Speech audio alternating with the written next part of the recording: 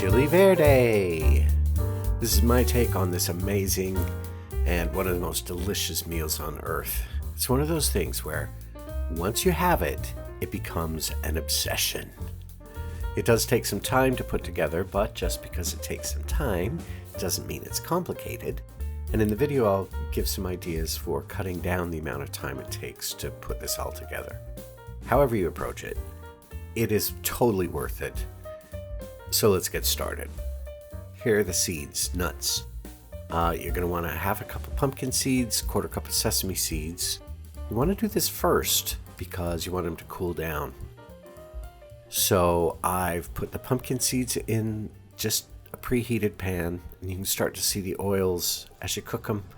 The oils will get even more oily. And once it's just about done, add the sesame seeds and stir those around for a couple of minutes, maybe even just a minute. The seeds will kind of start to pop and they'll start to brown up a little bit, and that's exactly what you want. So take those toasted seeds, nuts, whatever, and put them onto a plate, kind of spread them out so that they'll cool down. And you want these to be cooled completely. That's why I always do this first. So there are the things, just set them aside and let them cool down.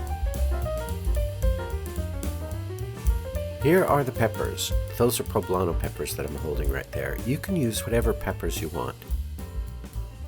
If you want them hotter peppers or sweeter peppers, doesn't really matter, but just make sure to use poblano peppers as part of the mix. I'm using jalapenos and those long Italian hot peppers and some serranoes and stuff. Like I said, it doesn't really matter what peppers you use. You can alter the heat level the way you want it. But just make sure you've got about this many peppers, just a good chunk of peppers. Use 2 medium onions and 2 full bulbs of garlic. And also tomatillos. I like them larger usually, but store didn't have them, so I just got these smaller ones. You peel them almost like a gooseberry. Just kind of pull the skin off, twist the peel off, and then make sure to rinse these in cold water because they are very sticky. Now, when you're prepping the vegetables, there are 2 different approaches, 2 different ways you can do this. Probably the more traditional way is to lay these vegetables out on like a foil-lined cookie sheet and put them under the broiler and let them get all roasted that way. What you see me doing here is I'm just kind of cutting them into big chunks and putting them in a pot that I will then put on the stove and just kind of cook them a little bit until they soften up. Either way, you can do either way. And honestly, I haven't really tasted a huge difference between roasting them or just simmering them. So you can do whatever way you want and whatever's most convenient.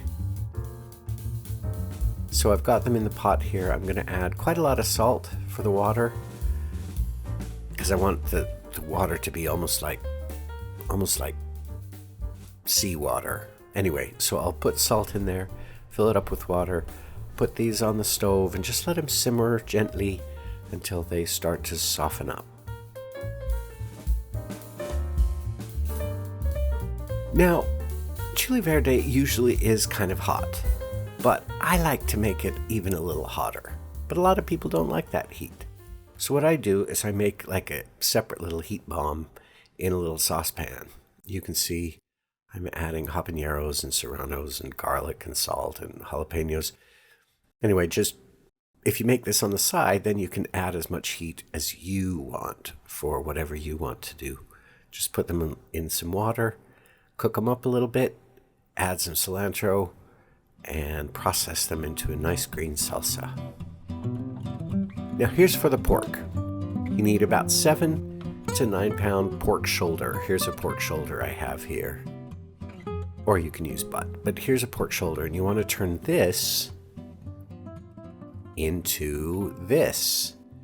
You see I've got the trimmed fat and the pork chunks, about an inch pork chunks on the side that you'll use. And here's a pork bone that I'm going to freeze and use in stock down the road.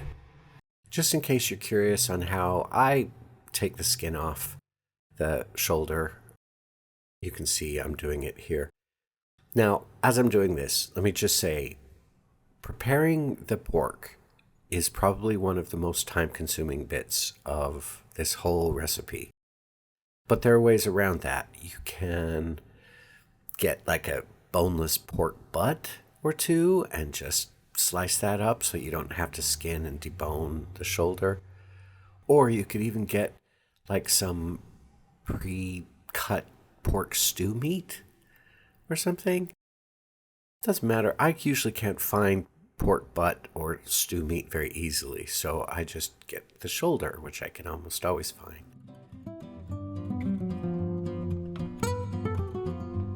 Save the skin. You're going to use it later. Well, not for this recipe, but I don't like things to go to waste. So this is what I do with the skin. I just cut it into strips. And then I'm going to, actually, let me just flip this over. It's easier to cut this way. Cut it into strips and lay them flat into a couple of freezer bags. And then put those in the freezer. And then I can use these I can just add these to other, like, bone stock that I make down the road. So there they are, in the freezer for later use. Now I'm taking all the fat trimmings that I did when I was cutting up the pork. I'm putting them in a big bowl, kind of spreading them out evenly, and I'm going to render this pork fat to get some good cooking fat to use. So just put them in there, put it on the stove, and let it render for, maybe 10-15 minutes. And while it's rendering, I'll make the nut thickener. So those are the cooled down seeds, nuts that we did at the beginning. And so I'm going to put just a bit in a grinder. This is a coffee grinder that I use for just nuts and spices. So I'll grind that up and kind of shake it around so that they don't get too clumpy. When you roast these, they tend to have quite a bit of oil with them. So I'm going to shove my finger directly into the grinder and scoop out that stuff. If you process it too long, it almost becomes like nut butter. So you don't want to do it for very long. You just want to get them broken up, and then putting them through a strainer, a couple of batches, just to get out all the big bits. You can see I'm even using a spoon just to kind of stir them around and strain. It is kind of messy. So I'm just going to strain those out. That's what's left over, just a little bit. And what you're left with, it almost looks like breadcrumbs, but it's actually really soft and fluffy. And it's a great thickener for the chili. Here are the spices I use: allspice and coriander and cumin and Mexican oregano. If you don't have Mexican oregano, you can just use regular, but I have Mexican, so I use it. And some bay leaves. That's it. Okay, so now this is the messy bit of the whole process. You want to set up your blender. When the vegetables have been just softened up, at the very end, I'll add like a chunk of cilantro, just to wilt them up a little bit. And then I put all that stuff in a blender with some of the spices. I'm going to blend this as fine as I can, almost like you're making a paste. So I'll blend this up really fine, and this is the part where it gets messy.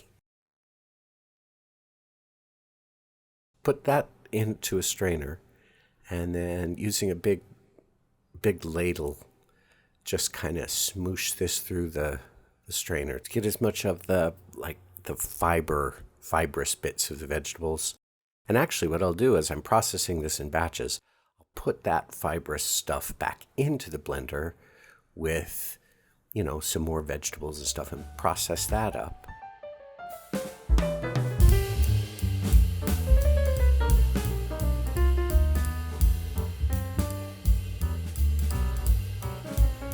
Here's what it should look like. Not too thick, not too thin, just perfect.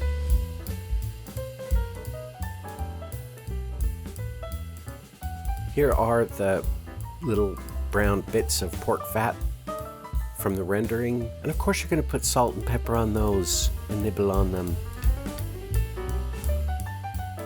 Okay, so now putting everything together, everything's been prepped and ready to go.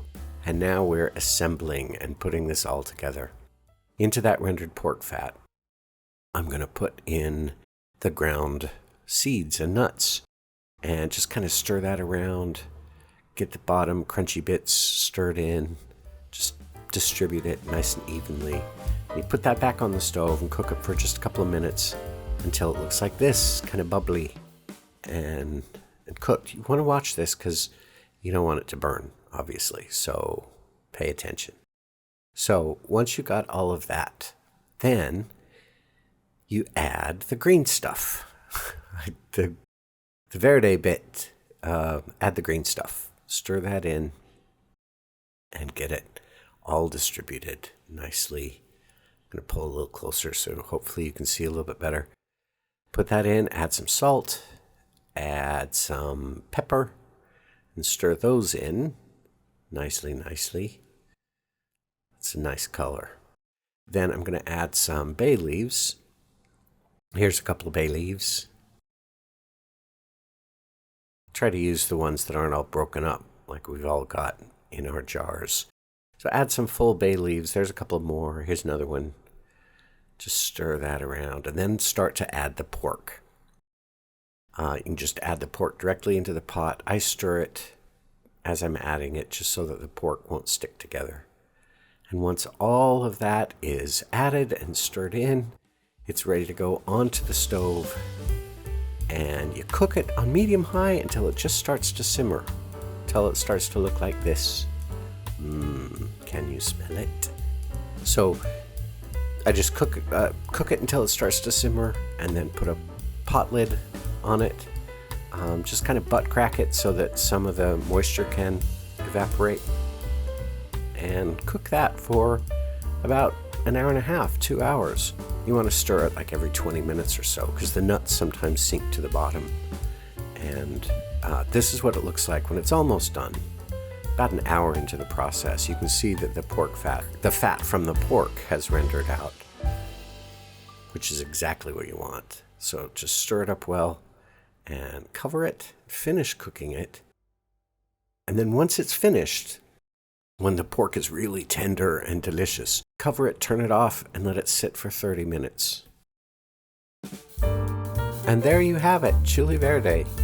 It's an amazing dish and so versatile. You can put this in burritos, on burritos. You can have just a bowl with some rice like you see what I'm having here. Pork is so tender and delicious. You can serve this with tortillas or just, I love to have it with just some little chippies here. It's a delicious, delicious meal. And there's the green salsa that I made with the habaneros, the extra spicy hot bomb that you can add if you want. There it is, chili verde. I hope you try the recipe. It's a wonderful, wonderful dish, so unique and delicious. If you have any questions, just let me know in the comments below. And thank you so much for watching the video.